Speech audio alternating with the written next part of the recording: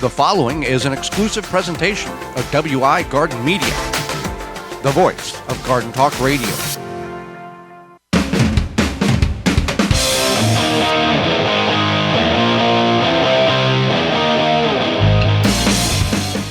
Coming up on the program today, we're going to discuss seed saving, as well as where are we at since the pandemic in the gardening world.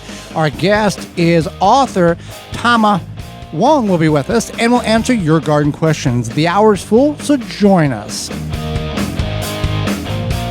You are listening to the most informationally packed hour of garden-focused radio in the country and on the internet with your host, husband and wife team Joey and Holly Baird. This is the Gardening with Joey and Holly radio show.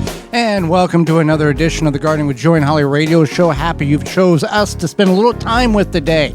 I'm your host, Joey Baird. Beside me is my wife, co-host, best friend, and gardening partner, Holly Baird. This program is for you, about you, to help your garden grow better, to maintain your landscape, grow healthier trees, make your grass look greener, as well as preserving what you grow. Happy you've tuned into the program today, whether you're listening to us on one of the 18 AM and FM frequencies broadcasting our program here in 2024 through our radio app, through our parent website, which is thewisconsinvegetablegardener.com.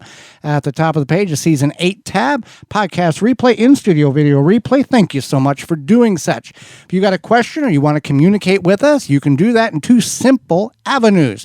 Toll free, coast to coast at 1-800-927-SHOW. That's toll free, 1-800-927-7469, or gardentalkradio@gmail.com. That's gardentalkradio@gmail.com. Well, before we get in the program, Holly, it's time for this week's joke of the week. Why? Okay, the joke of the week is, why did the lettuce blush? Because it saw the salad or something like that? It saw the salad dressing. Oh, it saw the salad dressing. Yeah, that's why. I think it's why the tomato blush. I had the joke memorized and I forgot. Okay. This week's joke is brought to you by Rescue.com. Rescue has American-made products to keep your family, home, and yard protected from pest insects like wasps, hornets, yellow jackets, flies, ants, and more. You can learn more at Rescue.com. That's RESCUE.com. Though we're in the middle of growing, it's always a important opportunity to plan on what the next season is, or the next step in gardening. Whether you're a farmer, whether you're a landscaper, whether you work on cars, you play golf, what's that next step? What's going to happen? Planning ahead. Seed saving is where I'm getting at with this. So speaking of tomatoes. Yes.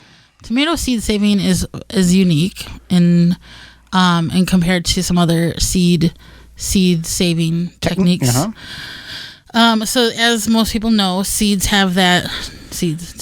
have that gelatinous slime around the seed. You might not even notice it. Maybe you do. I don't know. But you're like, how do I save tomato seeds if it has the gelatinous slime? So what you can do is you can take a, just like a jar, old jar, whatever. You could use a bowl, but you probably want something you can put a cover over easily. And you put just a little bit of water in there. You put your tomato seeds in there. And after a couple of days, it's going to kind of ferment. You don't want to leave it for too long. Then you nicely rinse them out with like a tea strainer or like a nice fine mesh strainer. Set them like on a paper towel to dry. And then that's how you save your seeds. You want to make sure you label them through the entire process. Now, you can save the tomatoes. You're not really going to have that big of a concern of cross-pollination. But if you do have that occur, you can have a unique variety. And that's how some of these varieties have been created. Now, you want to save seeds from organic or heirloom varieties. Hybrid is not recommended to be saved seeds, and this is across the board, not just tomatoes, because the hybrid seed has been altered or mimicked, bred in a laboratory, not genetically modified, even though there is a purple tomato out there that is. These hybrid seeds, it's the best qualities of two parents, and that's how they get the offspring. You can plant that tomato hybrid seed that you saved. You're still going to get a tomato, but it may not be the duplicate of the beautiful red, yellow, orange, purple tomato in which you had harvested prior. So keep that in mind when you are saving seeds. Now, you don't talking about cross pollination. Tomatoes, you don't have to worry about it too much. Cucumbers, however, if you're trying to save cucumber seeds and you've got more than one variety in the garden, don't worry about they're going to cross-pollinate. Just go to jungseed.com, JUNGSEED.com, and use coupon code 10TG24 and just buy new seeds later on in the year. Or you can buy them now and just save them. Seeds are good for multiple years if kept in a cool, dry place. And you want to be aware of this with other seeds as well, that there is a possibility based on the cross-pollination aspect. Bush beans, pole beans, simplistic to save. You just let them dry on the vine and harvest them. Right. And so what you want to do is, as Joe had mentioned, a lot of the stuff you can let dry, but you want to be aware, again, of labeling. And then also... Oh, I'll remember the 27 tomato seeds that I saved on these plates. But it's not even that. It's also just like if you harvest all your beans and you're like, this bag is probably pole beans and this bag is probably bush beans, and then next spring you're like, what? Okay, which was which? So just make sure that you are labeling them. And then when it comes to the heirloom seeds versus the hybrid, again, Joe had mentioned that you want to make sure you're only saving the organic or heirloom.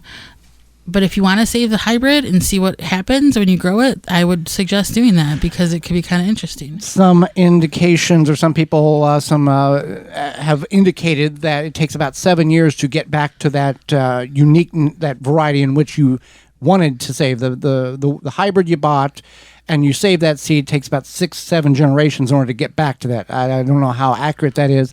But with tomatoes, with peppers, with anything that you're saving seeds on, you want to wait until that fruit is as mature, almost rotting off the vine, to make sure those seeds are as mature as possible.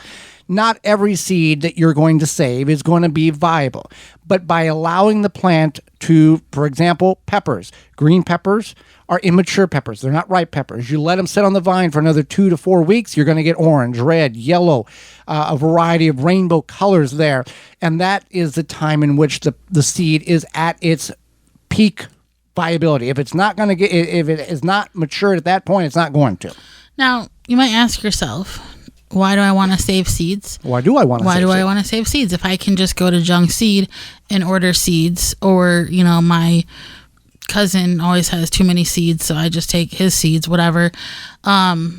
You want these seeds over time, or these plants, vegetables over time, will become acclimated to your ecosystem, which I think is a really cool thing, especially if you are living in a spot for a long time, or will be living in a spot for a long time. Then over the time, saving them year after year after year, they'll become, for your little own backyard or front yard or whatever side yard ecosystem, and it could even become like more pest resistant or drought resistant or whatever it may be. Now, you can't sell those seeds and say they're drought resistant, right, but it will become more familiar to your home. So what that kind of means in a way is, if you live in Florida and you move up to Minnesota, there's a different type of weather conditions in Minnesota than there is Florida. You may not be acclimated or able to or enjoy the cold weather up there. Same thing if Minnesota goes down, Minnesota goes down to Florida. There's a difference in humidity. It's getting acclimated or accustomed to, I guess, in the most simplistic way of explaining the acclimating of the seeds in your own backyard. Correct. So that is a good way to explain it, for sure. Now, you don't have to save seeds. This is not you're a bad gardener if you don't save seeds. There are certain things in which it's difficult to save seeds. Your brassicas, your onions, your leeks, your carrots, meaning that they are biennials. You grow them this year. If you leave that onion alone, and that leek, and don't touch it, next spring it's going to create a seed pod and then utilize all the energy in the root system, that bulb, or in the crown of the leek, and it's going to put seeds on in that flower. Same thing with rutabaga, Swiss chard, turnips, many of these. So you may not have the time or the space to utilize, hey, I'm going to leave this half of the garden alone for seeds, and now I'm going to plant. You've lost half of your growing ability. Right. Yeah. So it is smart to do what makes sense for you, and maybe you just don't have the time or patience. So when you store these seeds, you do want to store them like any other seed in a cool, dry area. You want to label them. If you want to let them dry. You want to let them dry first. Multiple weeks in an indirect light. Yeah, so if you have like a spare table or something, corner, bookshelf, whatever it may be, just make sure they are in direct light, they are fully dry. Because if they're not fully dry and you go to store them, they're going to mold. Do not put them in a plastic zip top bag. These need to be in envelopes or a breathable material so they can breathe. Otherwise, it's going to turn into a moldy mess, even if you think your seeds are dry. Yeah, we don't like moldy messes. No. So this is, there's many ways, and for example, radishes, we leave some radishes to go to seed in the garden, and dill is another one in our front yard garden where we haven't planted dill in that garden since 2010, and we have more dill than we need to. It just keeps reseeding. It can be an invasive species in some states. Radishes continue, when the pods get green, you can eat them. They dry, they drop to the ground. Then we have hundreds of radishes. Parsnips is a biennial. That will happen. We've had that happen where we've had parsnips coming up all over the garden. Now, this is not necessarily a negative thing. It can be kind of overwhelming, and kind of you got to work through and destroy these seeds, these plants in the spring that are coming up, or you can transplant them. So you want to be smart about what you're letting go to seed. If you're going to do that, what is it? I want to call it permaculture, but I don't think that's the right term, where you let things go to seed and just let nature take its course. It can be kind of permaculture or self-sufficient, because you're letting nature drop the seeds and then it'll sprout. Well, we see this year after year in tomato gardening. The tomatoes drop, or they rot and they fall, and then you get the volunteers. We get the volunteer tomatoes. Yeah. So that can happen too, where you have the mystery tomato or the mystery whatever, and then you do grow that, so you are saving seeds, I guess, in a way. But that is important to know and be able to identify what seedlings look like, so you're not pulling them out thinking they are a weed. Right. I almost accidentally did that with some flowers I planted. The flower looked kind of like a weed, and I wasn't really paying attention. I almost pulled it out. So keep that in mind. Walton's Incorporated, keep those individuals in mind as well when it comes to your spices and your seasonings or tools that you need for butchering your harvest. Walton's knows that you care about the quality of where your food comes from. You can get the equipment, seasoning, and supplies to make sausage, jerky, and any other meat product to your high standards. You can also go to meatgistics.com. They have an informational, helpful community of over 15,000 users with the help and opinions of guidance of meat processing issues. They have decades of experience in the meat processing industry and are trying to bring the information for the home processor. Walton's has a full brand of stuffers, mixers, and now meat grinders. If you go to waltonsinc.com, you can find all the information. Meatgistics.com is the helpful community. You can use code GROW50, that's GROW50, to save 10% off your orders of $50 or more at waltonsinc.com. When we return, where is the numbers at from post-pandemic? We had a great number. Everybody was gardening before or during when it happened. Where are we at now? You're tuned in to the Gardening with Joey and Holly radio show. Got a question for Joey and Holly? Send it via email anytime to gardentalkradio@gmail.com. Garden like a pro in 3 easy steps and receive customized fertilizer recommendations for your garden or lawn. Soil Savvy helps you determine what nutrients your plants need to thrive. Never again over-apply nutrients they don't need. A patented process that makes you a smart gardener. To get your soil test kit, go to mysoilsavvy.com. Make hand watering easy and enjoyable with HoseLink retractable hose reels. No more tripping over hoses, kinks, tangles, and avoiding rolling the hose up. With an automatic retractable HoseLink saves you time and effort manually coiling up your hose, leaving your focus on the things that will bring you joy in your garden. Available in multiple colors and lengths, you'll be sure to find the retractable hose that works for you. To find out more and to buy online via hoselink.com. Use coupon code RADIO10 for $10 discount. Protect your plants from damage with the 3-in-1 Plant Guard and Special Blend Fertilizer. Visit honeybeeorganics.com. Use promo code radio10 to save 10% off your order. Pomona's Universal Pectin is a high-quality pectin that gels reliably with low amounts of any sweetener. If you're trying to reduce the amount of sugar in your diet, you'll love Pomona's Universal Pectin. Now you can make healthy homemade jams and jellies sweetened to your taste. You can use sugar or honey to sweeten. Pomona's Universal Pectin keeps indefinitely when stored in an airtight container. Easy to use, versatile, and comes with directions and recipes in every box. Find out more and where to buy at PomonaPectin.com. Also available at natural food stores and online. Dig planting holes from a comfortable standing position.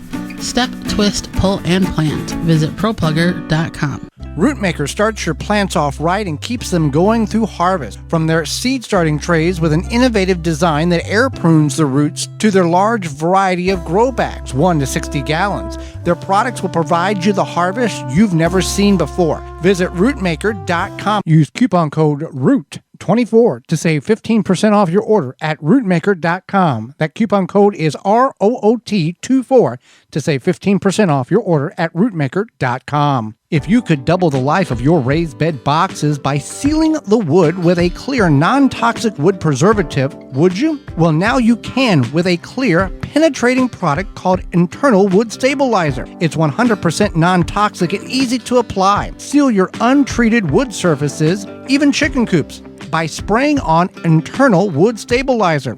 It's invisible, seals the wood from the inside out, and never wears off. Recommended by organic gardening experts, Internal Wood Stabilizer. Check it out at timberprocoatingsusa.com.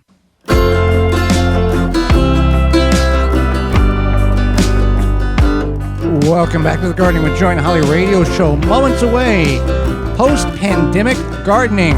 Where are we at? Is it still as strong as it once was? We'll go over the numbers. But first, a word from Honey Bee Healthy. Since 2000, Honeybee Healthy Inc. has helped beekeepers maintain healthy and thriving hives. Attracting pollinators to your garden this year is as simple as hanging a hummingbird feeder with a mixture of sugar, water, and Honeybee Healthy Original. Don't be alarmed to see birds, bees, and butterflies dining together at the feeder. Pollinators coexist peacefully. Honeybee Healthy Inc. is offering a 10% discount on an 8-ounce bottle of Honeybee Healthy Original to the show's listeners. Enter discount code BEEGARDEN, that's BEE Garden, at checkout. For more information, mixing instructions, and for more to purchase products, visit honeybeehealthy.com. All right. Well, for those who are not able to capture those coupon codes, you can go to our parent website, thewisconsinvegetablegardener.com. Click on the Money tab at the top of the page. They're all listed for you. Post-pandemic gardening. For many of us, it may have been a horrible time in which the world, things happened. But in the gardening world, many people resorted to doing gardening activities because of a variety of reasons. They felt that they couldn't go out. They felt it was safer at home. We'll leave it at that. So during the pandemic, there was a lot of people that was gardening.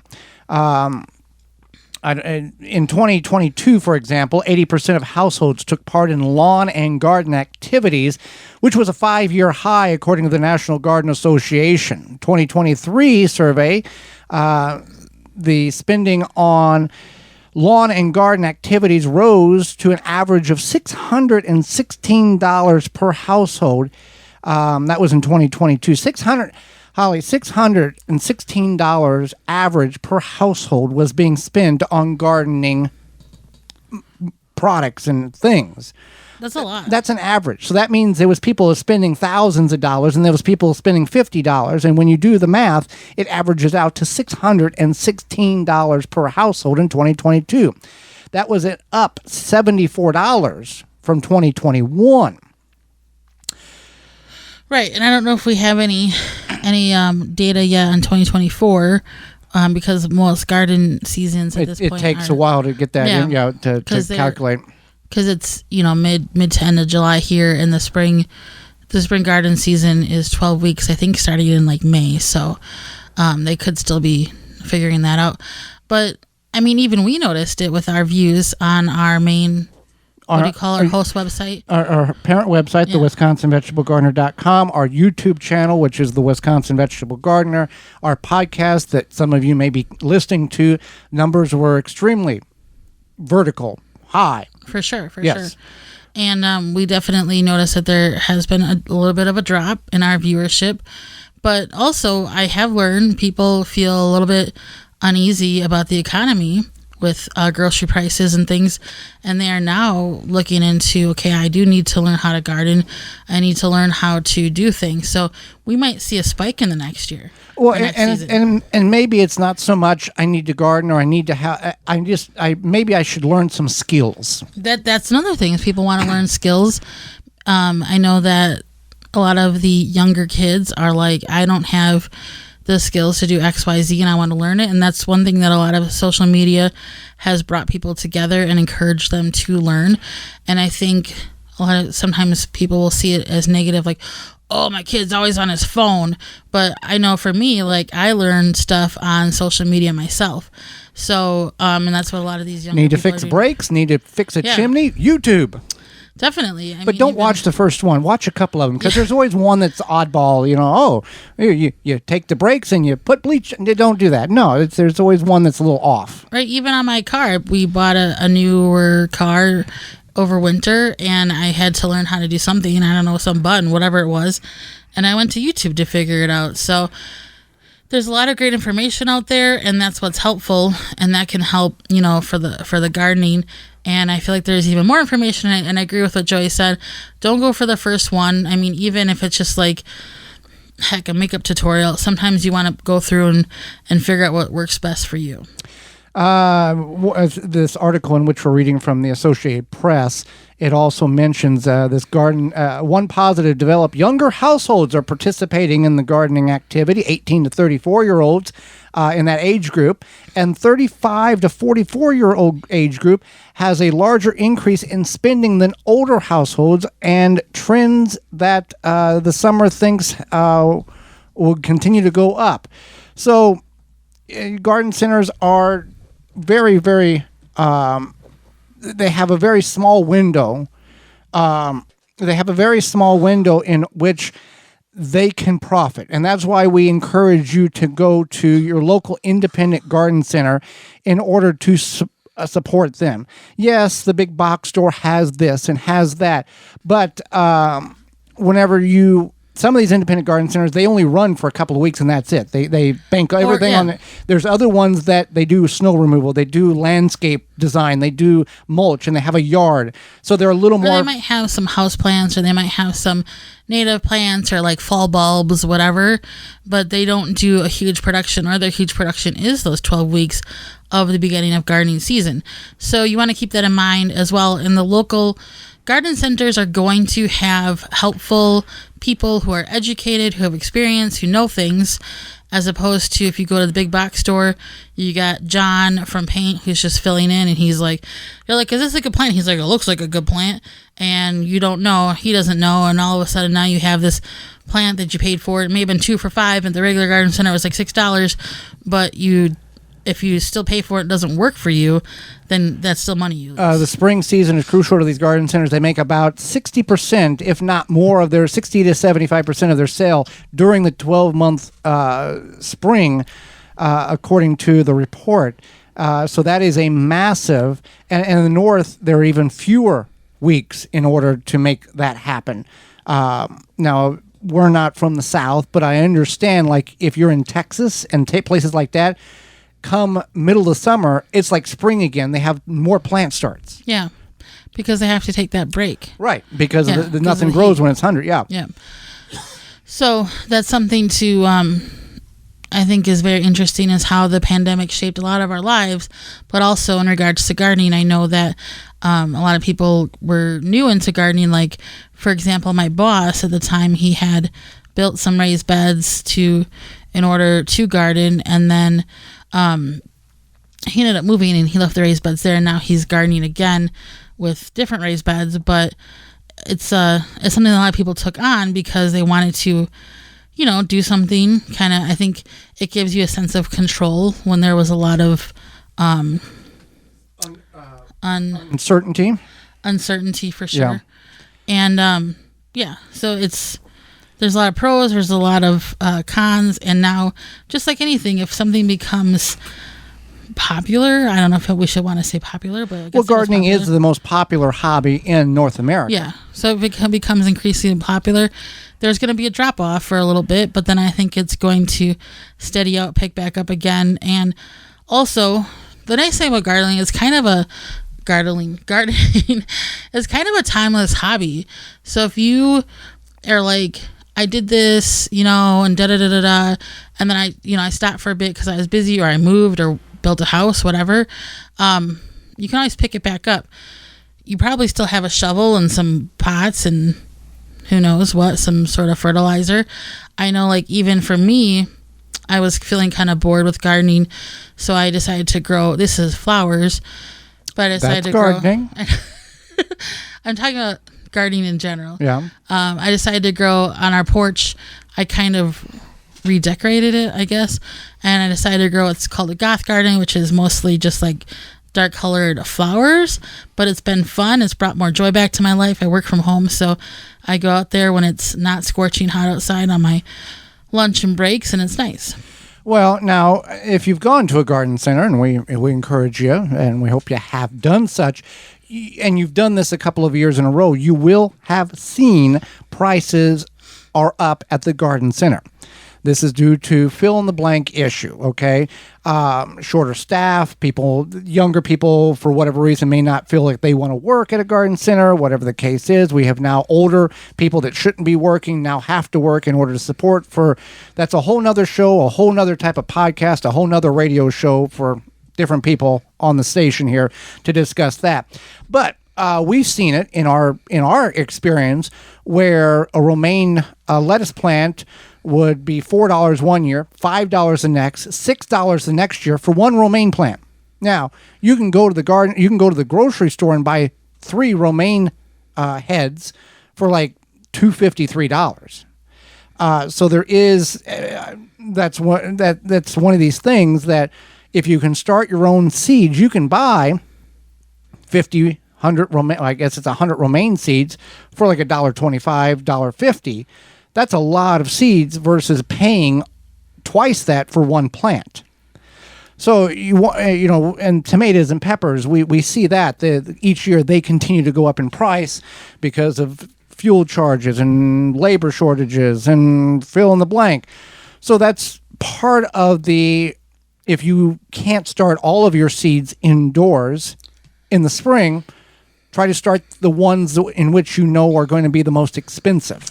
Welcome to the Garden Economics Show with Joy and Holly. They don't want to know what I think. They don't want to know what I think either. No. So we're going to keep that to ourselves. Yeah, we'll lose half, and the other half will be super fans. Yeah, or something. I don't know.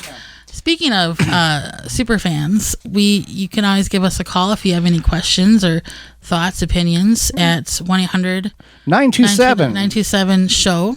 1-800-927-7469. And you can email us. gardentalkradio@gmail.com. But don't talk to us about the economy because you don't want to know. Yeah. As the summer is heating up, we're in full swing now. Nasty Japanese beetles are certainly there and excited to wreak havoc on your garden and your lawn. If you're looking to successfully control beetles without damaging the environment, look no further than Beetle Gone from Phylum Bioproducts.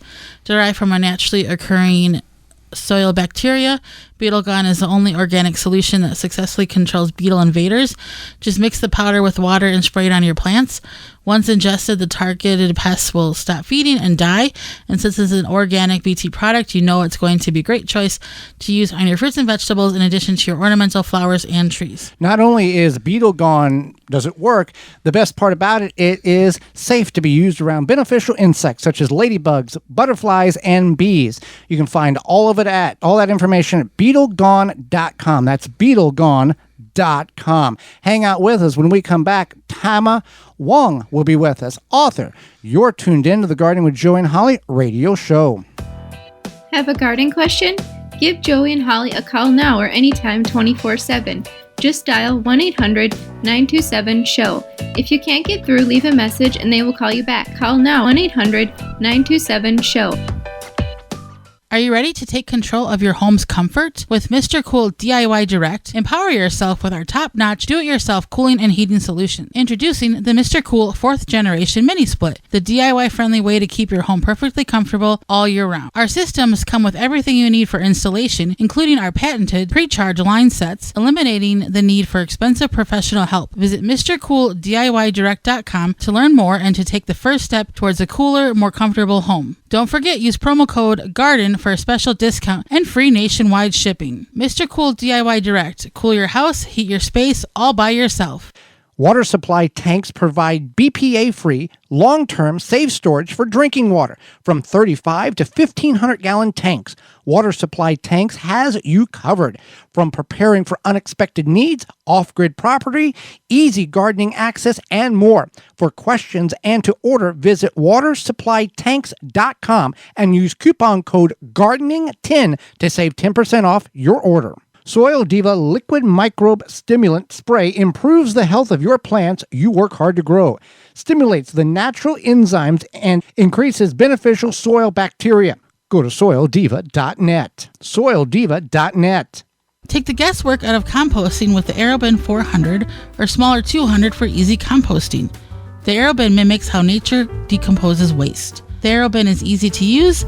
You prepare your balanced organic waste, just open it up, drop it in, and close. After a short time, fertile compost is produced, which is easily accessed via the lower side door. The thermal insulation in the AeroBin conserves heat, leading to rapid breakdown of the biomass and works efficiently year-round, even in cooler regions. There is no need to turn the biomass, and it is patent rodent resistant.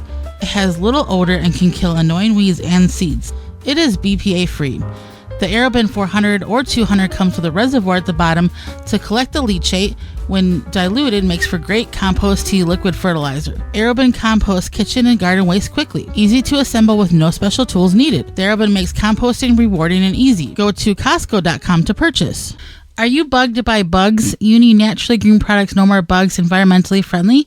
Made in the USA, No More Bugs is a cedar blend that repels and eliminates mosquitoes, no-see-ums, ticks, fleas, roaches, ants, and more. No More Bugs is safe for you, your pets, and plants. Available online at nomorebugs.net, Amazon, Walmart.com, and the Home Shopping Network. Jung Seed Company is a family-owned and operated seed company since 1907 with the largest selection of seeds and plants online. Use coupon code 10TG24 to save 10% off your order at jungseed.com. The coupon code is 10TG24 at jungseed.com for 10% off. Welcome back to the Garden with Joy and Holly radio show. Happy you've taken time to be part of the program today. Holly, let's go to the hotline and bring in our guest for this week. Tama Matsuoka Wong is a forager, weed eater, wild farmer, and meadow doctor. She is the author of the Backyard Field Guide and cookbook Forage Flavor, which was nominated for a James Beard Award in 2013. And that was also followed by Scraps, Wilton Weeds with Cher Mads Ruffsland. And now Into the Weeds is her latest book called Into the Weeds, How to Garden Like a Forager. Welcome to the program, Tama. Thanks for having me. Well, we appreciate you taking time out of your day, not only to educate Holly and myself, but all of our listeners. And I'll start with this. How did you get into foraging? Was it something that was customary that you learned as a child, or you found later on in life and thought, this is pretty cool, I should look into this? It was customary because my mother always used to make us go, my brother and I go out and get things for her. But we didn't call it foraging. We called it picking things for Mom. Okay. It's just a way of life. Knew no different. Well, she would be like, go pick those mulberries, okay? And then, or go pick that dandelion. She would just tell us to go pick it, and we would. And I guess that's foraging. But nobody called it foraging then. That makes sense. So what is a meadow doctor? Okay, so a meadow doctor, the reason I say that is because what I do is, you know how a doctor makes house calls?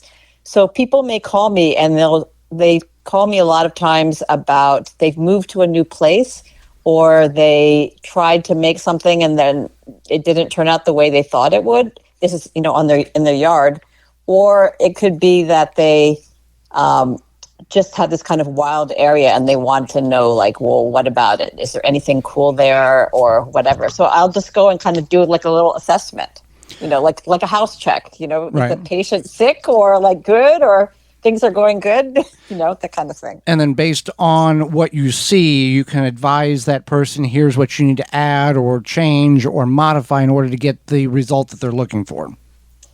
It's less like that. More, I think there's two parts of it. One is, around here, I don't know how much it is around there, but we have a lot of invasive plants. People get very overwhelmed by invasive plants. Like it'll just be this huge thing of bramble. Mm-hmm. And then they're just like, where do I even start with this? So then I try and look for where the good things, like, oh my gosh, this is really great here. So if you're going to, work on any area, start here, or that might be like one way. So it wouldn't be so much like do this to do what you think, because I'm not so much looking at it as I have a goal. Like that's, this is my goal that I want this to look like this picture or something like that. I wouldn't be trying to get them to do that. Okay. So your latest book is called Into the Weeds, How to Garden Like a Forager. Give us kind of a synopsis of it, and then also something that might pique our listeners' interest to go pick up a copy. Okay, well, I think it's a different way to look at a garden.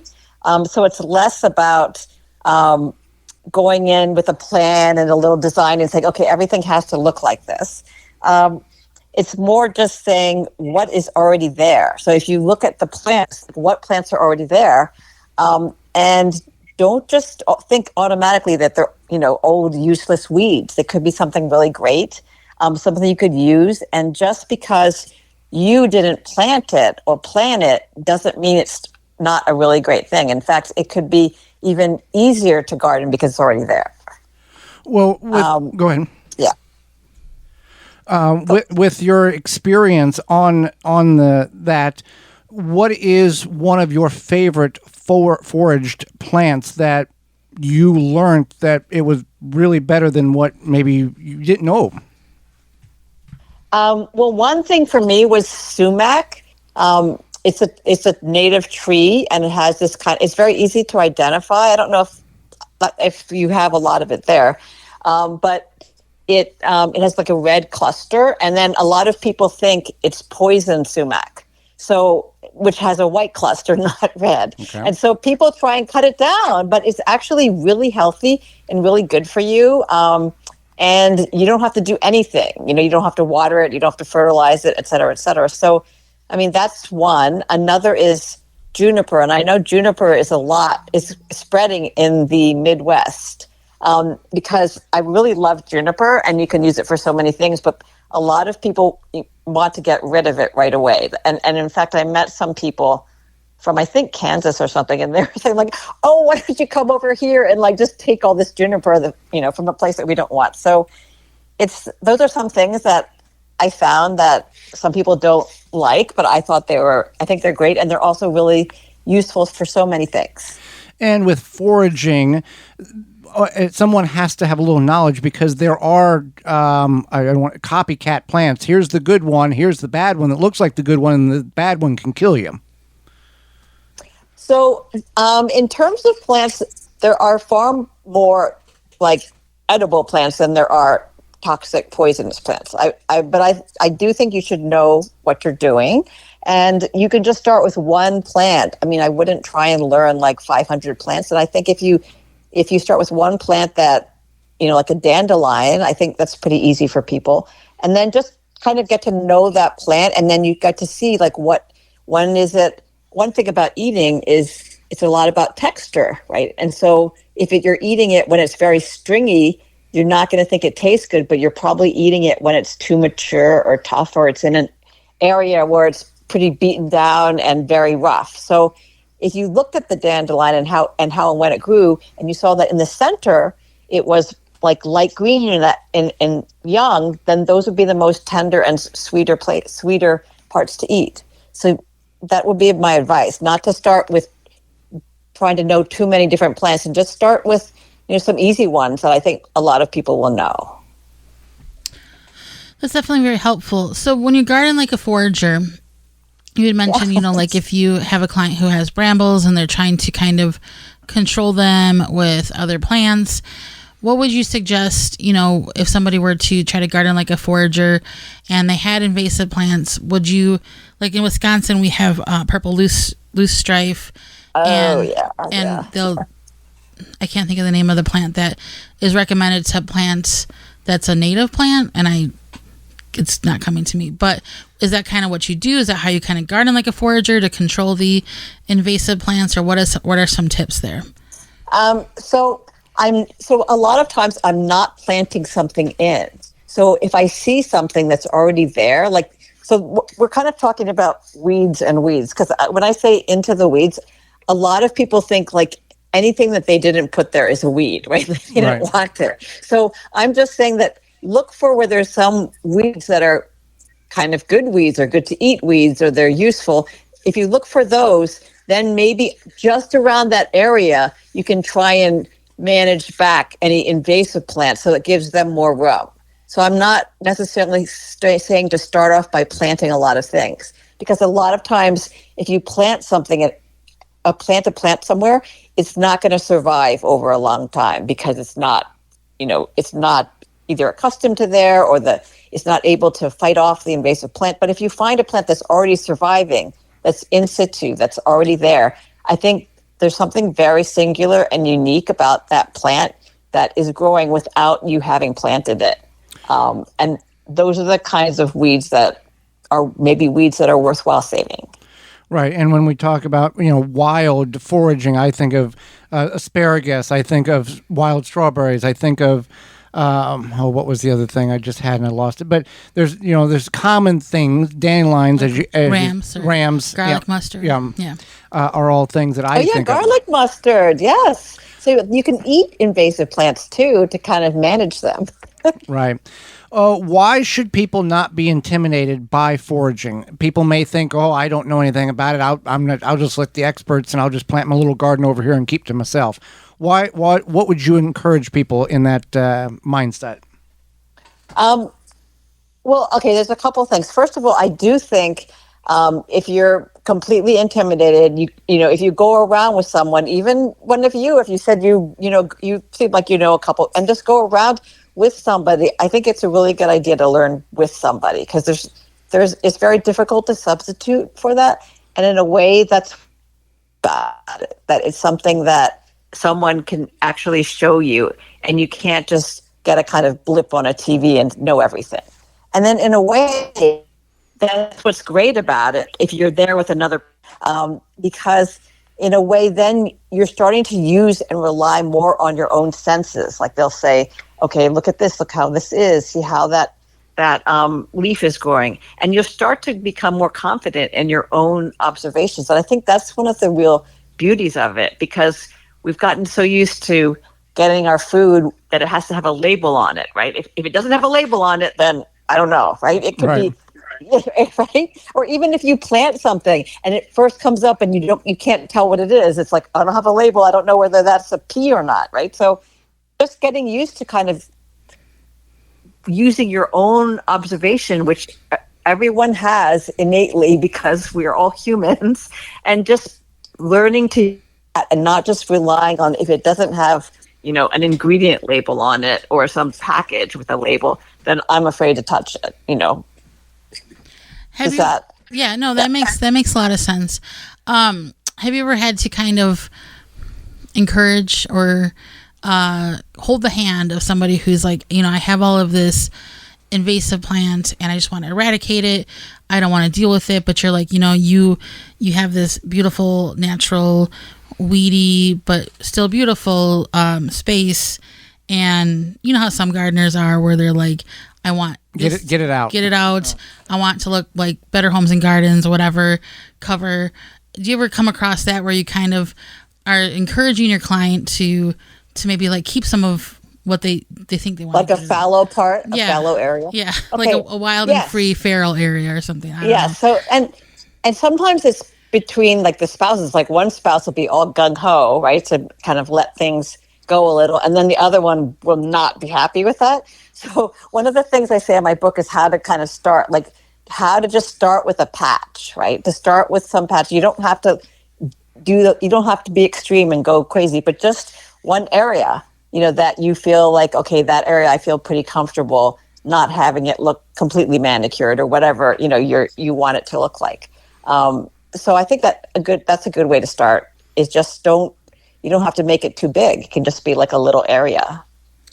Yeah, that's definitely very helpful. And I'm sure it's interesting having different spouses with their opposing right? opposing desires. Really is.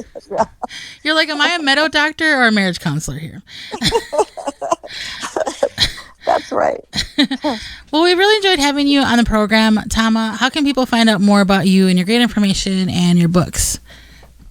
Well, I do think, a lot of people who say they want to trail me or they want to come to my house or something. And so I did write it so that if you want to know what I do, that's what I do. I put like everything, it's very holistic. I put like everything. It's not a book about here's the 500 edible plants. It's more about sort of relating to plants and relating to the place that they grow. But I think in the end, you develop those skills and you get that kind of regeneration from being with nature.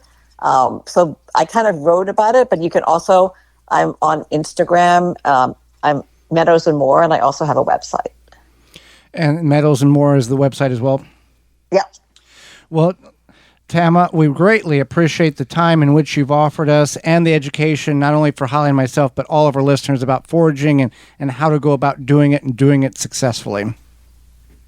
Okay, thanks. Absolutely. And when we come back, it's going to be your garden questions and our garden answers. You're tuned in the Gardening with Joy and Holly radio show. Got a question for Joey and Holly? Send it via email anytime to gardentalkradio@gmail.com. Blue Ribbon Organics, providing locally made organic compost and soil blends for gardeners, farms, landscaping, and more. To find our products nearest you, visit blueribbonorganics.com. Happy 65th anniversary to David J. Frank, Southeastern Wisconsin's leading landscape company. Their award-winning services include everything from lawn care, landscape maintenance, design, construction, renovation, irrigation, sustainability, and more. Big or small, let the experts at David J. Frank handle the hard work for you. Find out more at davidjfrank.com. Deer Defeat is an all-natural based animal repellent to keep deer and rabbits away from your valuable plants that is odorless after 30 minutes and dries clear. It creates a continuous, invisible shield to protect your plants. Works for 30 days through rain, snow, and freeze. Will not clog your sprayer. Apply to your property without environmental damage. You can spray directly onto your plants up to flowering, then apply around your plants to continue protection. No need to reapply. Money back guarantee. To purchase, go to deerdefeat.com and use coupon code RADIO to save 10% off your order. Your mosquito frustrations are over. Now with Mega Catch, suitable for residential and commercial use. Mega Catch mosquito traps produce a vast array of mosquito-attracted stimuli, including safe CO2, and can attract mosquitoes and other biting insects up to 150 feet away. Easy to use and set up. The Mega Catch is ready to make your outdoor space comfortable and enjoyable at megacatch.com. Use coupon code JOEYB, my name Joey B, at checkout and receive 20% discount on your entire trap order at megacatch.com. Have insects such as aphids or fungal gnats invaded your plants? Fight back with Summit year-round spray oil and Summit mosquito bits. Organic Summit year-round spray oil kills insect pests on indoor and outdoor plants. All natural mosquito bits kill fungal gnats larvae in container plants. Both products are harmless to people, plants, and wildlife. Summit year-round spray oil and Summit mosquito bit are available at garden centers, hardware stores, and at summitresponsibleSolutions.com. Wind River Chimes will always be the inspiring harmony. With a large selection and customization options, you will find the sound that soothes you. Visit windriverchimes.com to shop and find out more.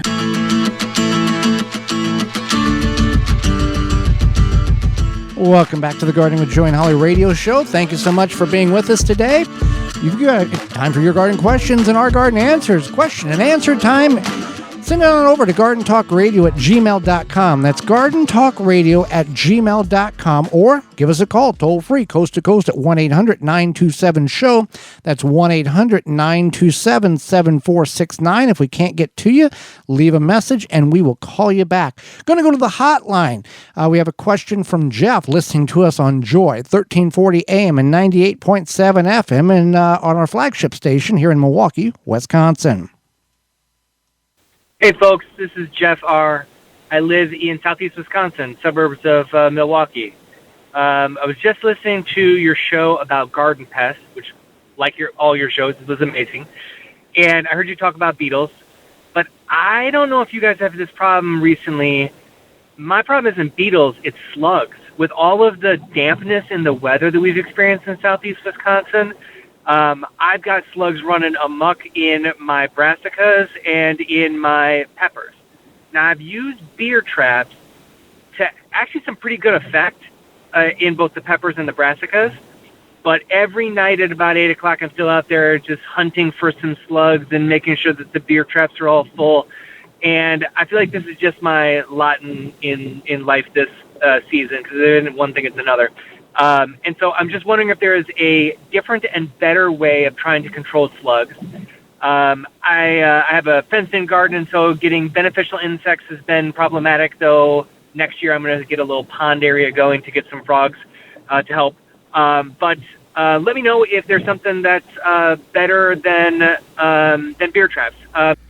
Well, thank you, Jeff, for listening and your kind words about the program. We're happy you enjoy it. Holly, how can we help Jeff with his slug problem so he doesn't have to spend hours and wasting a lot of what people may consider good beer, drowning them in? Well, first of all, explain what a beer trap is for those whom are not familiar with that particular term. Wait, familiar with what? A beer trap. A beer trap. So what you do is you take a mug, a cup, shallow dish, like a tuna can, shallow dish, and you bury it so that it's level with the ground. So you bury it like, a tuna can is like 2 inches deep. So you bury it 2 inches deep so that it's level with the ground. And then the slugs are attracted to that. They go in there, they fall in, and they meet their demise. So hoppier beer, the better. Yeah, they like hoppy beer. So yeah, that's what the beer traps are. So to deal with the slugs, aside from... It can get quite expensive, though. Yeah. To deal with the slugs, especially if it's hoppier beer, to deal with the slugs, you can also do that. You can do that. And then you can also get diatomaceous earth, and then you sprinkle it around each plant, like a full circle around each plant at the base, and that will prevent them because they don't like that grittiness. So then they stay away. Some people, say use sand, but then you're adding sand to your garden. Diatomaceous earth is not diatomaceous. Did I say that right? DE is the short term. Diatomaceous earth. Yeah, is a very helpful tool in the garden. So there's that too, and it's not going to. It's a natural product as well. It's a natural product. It's not going to cause any. If like you're adding sand. Not that you're going to add a bunch of sand, but it's just better than adding sand. Some people say, sprinkle on the leaves, but these slugs are going up to the bottom of the leaves. You can't really sprinkle from the bottom. Right. So, yeah. And you also want to clear away any debris that may be around the base of the plant, any mulch, because they're sliding under that mulch. It's going to be damp, whatever that mulch is, and then accessing the plant and working its way up the plant and dissolving and consuming the plant. So that is also a way in which you can help reduce the population. I forget the guest we had on, took grapefruit. Empty grapefruit shell, ate the grapefruit and then flipped the grapefruit casing skin upside down, and they would all kind of congregate under that. You can also use boards, and you can scrape them off and put them in, get rid of them that way as well every day. Why are my cucumbers so bitter? Well, cucumbers taste bitter from a number of reasons, including stress, the plant, poor watering, temperature, fluctuation, pest, disease, cross-pollination issues, meaning the plant we talked about in segment 1, that you've got a cross between a couple of varieties and they don't jive very well together, so it creates a very off-tasting cucumber.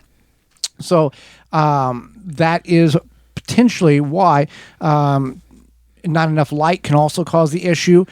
But watering is one of the keys, and that potential stressing the plant out. Stressing any plant out is never problematic. There's always a negative response of the plant when it is stressed out. Yeah, it's always problematic. Smaller fruit, bitter fruit. It's not worried about fruit production. It's working on seed production. So that's a couple of reasons there. Keep your plants watered, hydrated, and use good seeds if good reputable seeds if you're buying, and make sure if you're saving them that you don't have the opportunity or the possibility of certain varieties that cross with each other. What is it? Pumpkin and zucchini, or pumpkin or squash and zucchini can cross, and then you get this weird looking squashini. Squashini. It looks like a spaghetti squash, but you cut it open and it has it looks like a zucchini, and it's not very good. No, it's kind of weird. It's not. It's very dense and kind of mealy. Yeah. I think it was mealy. Yeah, it's not very good. All right. My corn is tasseling, but it's only about 3 foot tall, and it does not show any signs of ears. What happened? Again, stressed. Water. Yeah. Didn't water enough. Exactly. A lot of times when plants do that, when they grow quickly, or not quickly, but they start to do their point of reproduction phase quickly, it is often because of stress, because they're like, okay, I'm stressed, maybe they don't have enough water, could be whatever reason they're stressed, and they want to go into plants are only, if plants had brains, their brains are, or their intuition is to just survive and to reproduce. So when they start doing weird things like putting on flowers early, or tasseling or whatever, it's because they're feeling stressed and they want to reproduce themselves. So that's what's going on. Now, there's no way of turning this around. The plant they're done. Just chop them, put them in the compost pile, throw them in a pile on the side, and you can probably get a new crop planted. I know there's some varieties that will take as little as about 76 days to reach maturity. So go ahead and remove these plants now. You can chop them, or you can pull them up, put them in the compost pile, and you can replant with a variety in which is maybe got a little shorter time frame. And then you can mulch, you can water, and you can prevent this from happening. Or rip them out and plant something else in that spot. Go to your local farmer's market and buy sweet corn that is grown locally for like quarter to 33 to 40 to 50 cents an ear. And because of the energy in which it takes to grow an ear of corn is tremendous compared to the amount of energy it takes to grow a tomato plant that will produce 15 or 20 pounds of tomatoes over a growing season. You're getting 15 to 20 pounds of tomatoes over a growing season versus 1 square foot of area for 1 stalk of corn, with a maximum of 2 ears of corn if fully pollinated and completely filled out. So keep that in mind. We tried it once in order to do a video to show that it was capable. We were capable of doing it, and we've never done it again. No, that's okay though. All right. I saw your garlic pictures on social media a couple of weeks ago. Do you do the green sprouts grow automatically? I am moving to a similar zone and as you are, and want to grow garlic. I know you have videos out, but for the planting purposes, where do I plant it? How long does it take to grow? Yeah, so I actually, on my social media, I posted a picture of Joey and I with our beautiful garlic harvest this year. And my friend was asking, because when she buys garlic from the store and doesn't get to it right away, it sprouts. Mm-hmm. And so she wanted to know if that was like similar. And I said, no, it is, but it's not. I mean, I guess it kind of is. But it's the sprouts that come out of the garlic that you get, that you grow, is the sprouts. It's not the same as when you let it sit for too long. I guess it kind of is though. Well, yeah, it's the same, yeah. Yeah, so I guess it is kind of. Anyway, I explained that, and then also you plant it in October, harvest it in late June, early July, so it takes up some real estate. You don't necessarily have to plant it in a garden bed. You can put it in a flower bed or along the side of the house in that type of situation. And needs pretty much full sun. Right. So, yep. So, with that being said, we are out of time, and we've reached the portion of the program where we discuss what we learned today. So I learned that with seed saving, you want to keep them in like a paper envelope or something, not plastic. I never really thought about that, but that is smart. So I learned that the average during the pandemic and even after of garden products and merchandise was $616 on average, meaning there was people spending a whole lot more and there was people like us spending a whole lot less. But that is a tremendous amount of money to be spent. And you spend your money on however you want. Just that was a shocking number to me. Right. I could tell. So what we learned today is brought to you by honeybeehealthy.com. Whether you're a gardener, a bee hobbyist, or a professional beekeeper, Honeybee Healthy Inc. has the products to help you maintain a healthy hive and thriving garden. For more information on how to use Honeybee Healthy in your garden, visit honeybeehealthy.com. When we tune in next week to the program, we'll be discussing chemicals versus organic chemicals, as well as is the green industry really as green as they make it out to be. Our guest is author Graham Gardner will be with us, and we'll answer your garden questions. So until next week, for Holly Baird, I'm Joy Baird, and we will see you in the garden.